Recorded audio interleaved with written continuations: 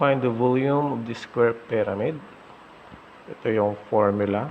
Volume is equal to 1/3 base times height. Titingnan natin itong illustration. So, ito yung tinatawag na square pyramid. So, ang kailangan natin na given ay base at height.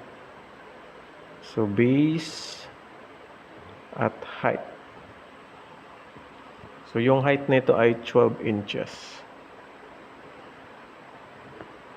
At ang base ay side pa lang yung given. So, kukunin pa natin yung area ng base. So, ito yung base, yung pinaka-floor ng pyramid. At since ito ay square pyramid, so square yung base.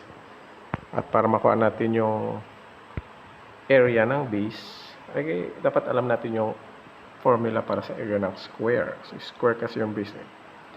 So, area of square is equal to S squared. Ayan. So, ang given, ang side ng square ay 7. So, ito yung magiging 7 square. 7 square or 7 times 7 is equal to 49.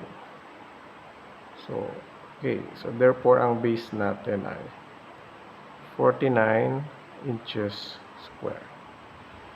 Kasi area nito eh. So, yan. Meron na tayong base. Meron na rin tayong height. So, isa-substitute na lang natin. Okay, let's substitute. Yung base ay 49.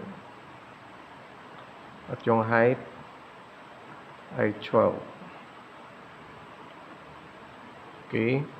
So, tama yung pagka-substitute natin.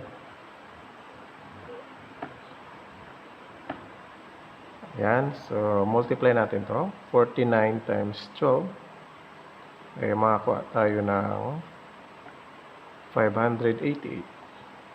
Yan.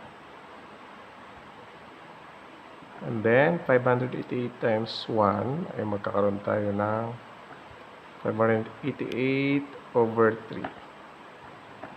At finally, i-divide na natin. 588 divided by 3 is equal to 196 cubic inches. So, since volume ang ating hinahanap, ay cube yung label. So, cubic inches. Ayan. So, ang volume ng square pyramid na ito ay 196 cubic inches.